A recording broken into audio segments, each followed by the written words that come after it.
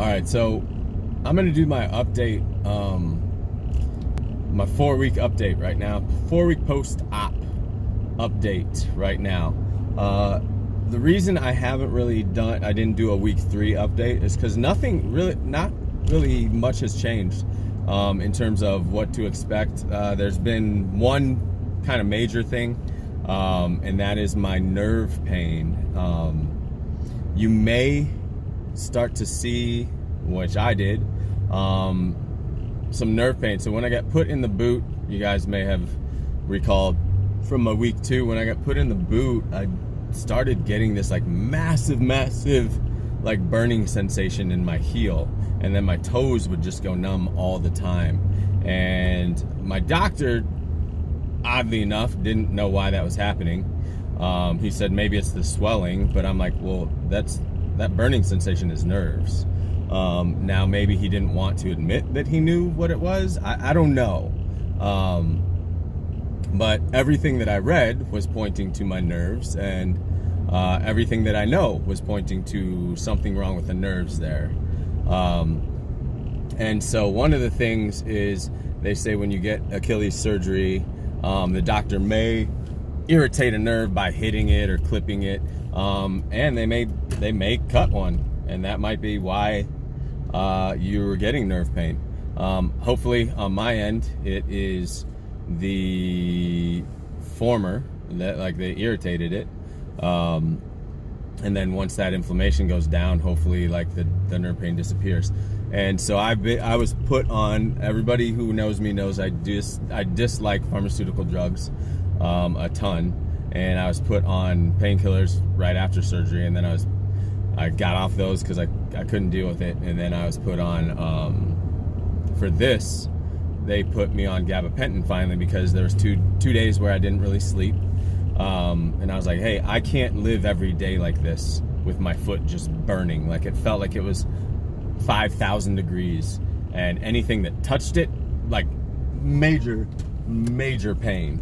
And so finally, you know, it's funny because the surgeon's assistant was like, well, did you not talk to the doctor while you were in here for your follow-up? And I was like, yeah, I did. And he said he didn't know what it was. So anyway, she texted him.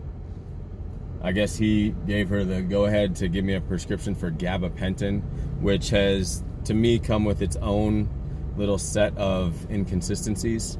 And so my nerve pain has probably been blunted maybe to like 75% or 70% of what it was. And the other thing is, one of the side effects of it is you're drowsy. And now maybe this is a placebo effect, but I've become incredibly drowsy with this stuff to a point where I'm like bleh, like a little bit loopy.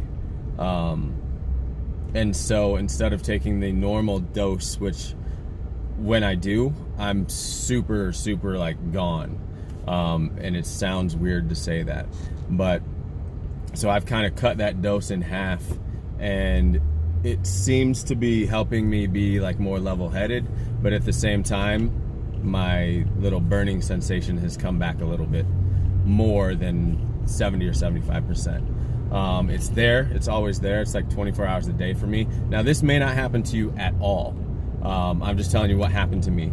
So you may not have this nerve pain at all, but if you do, ask your doctor questions, because I think that's one of the things that most people don't do, is ask enough questions of their doctor. Like, what happens, for me, one of the questions I wanted to ask was, what happens if I do step, I'm supposed to be only weight bearing in the boot, but what happens if I take a step or two outside of the boot with my bare foot? Is that okay? Or what are the repercussions of that? What's the risks of that?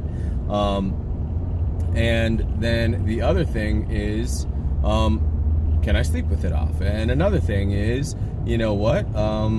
Can I start to do little small PT or little massage therapy or anything like that? Can I do those things while I wait for my, you know, you stuck me in this boot for 4 weeks and I don't get to talk to you again for 4 weeks. So in the meantime, is there anything I can do other than sit here?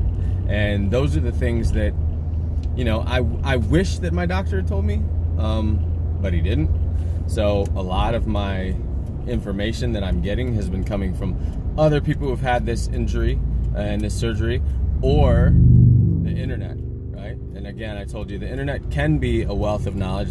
You have to know where to look for the information, and not just look on like some like Reddit group or Tumblr group or something like that. But anyway, so I'm sitting here at the 4-week post-op, and I can walk pretty good. The swelling, obviously in my boot, and the swelling has gone down quite a bit in my ankle.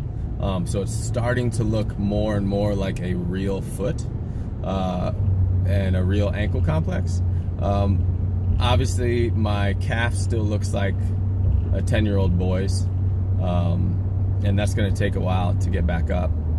But other than that, working has been an issue, because I'm a trainer and I don't have to be on my feet all day. I can use my scooter, but still my foot is lower. It's not really elevated. It's just on a scooter.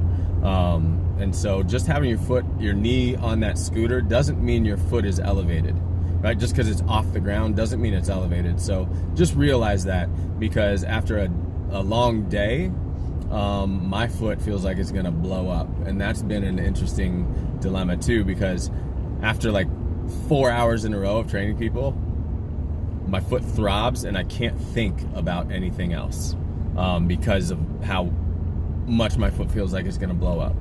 And so that's been an interesting situation. Next week I go back into my doctor to hopefully take this boot off. Now I know that a lot of the things that I've read and a lot of the research I've read, there's a bunch of different tracks on how to heal this, and some of them are I go into the doctor. Worst case scenario for me is I go into the doctor, he checks out my ankle, which he didn't do at the 2-week post-op. He didn't even look at it, right? So at the 2-week post-op, all he did really was ask me if I could move my foot up a little bit, and that was kind of the extent of him checking it out. So again, like I think that's just the industry that we live in. You're going to get some phenomenal surgeons who take the time to put you at ease a little bit, and then you're going to get some surgeons who might be great at the surgery but not great at like bedside manner, table manners, whatever you want to call it, bedside manner. Not very comforting. So for me, my 2-week post-op, I didn't really get checked out by any means. They took off my stitches and put me in a boot, basically. So at this 4-week, hopefully he checks out my ankle, my range of motion, my Achilles, make sure it's still attached. Worst case scenario is he does that, it's not good, and I get put in a cast, which would kind of devastate me. And then best case scenario is, hey, you know what, everything looks awesome. You know, we'd like you to walk around in your shoe. Obviously, still don't do any sort of crazy exercises. Walk around in your house. Don't go up and down levels through, stairs and things like that, or up hills as often as you can. Maybe go up hills backwards because of the plantar flexion. Like you don't want to, like if I go up hills and I get too much dorsiflexion, it might be too much strain. And so maybe it's a thing where they're like, okay, you can get in a shoe, especially in your house, walk around in your shoes. Maybe if you're going other places besides your house, put the boot on. And that may be the best case scenario where we start PT and I get to wear, a shoe around the house and around maybe around the gym and stuff like that. Oops. And so that's kind of the update right now. I'm sitting here in limbo. I haven't started PT because he hasn't really given me the okay to. I know that I could start PT just based on everything that I've read, but I'd rather him say, okay, this is the next step. I want that approval just so I know that I'm doing everything right. Now, it depends on who he sends me to PT to see if I'm going to stick with his recommendation or his referral, or if I go elsewhere. And then I think that's it. But you know what? It swells during the day through work, which I guess is to be expected. And yeah, I think that's going to be my update. So any questions you guys have, I've seen that a couple people have commented on some of the other videos, but any questions you guys have, let me know, and I'll kind of tell you, because this injury sucks donkey balls.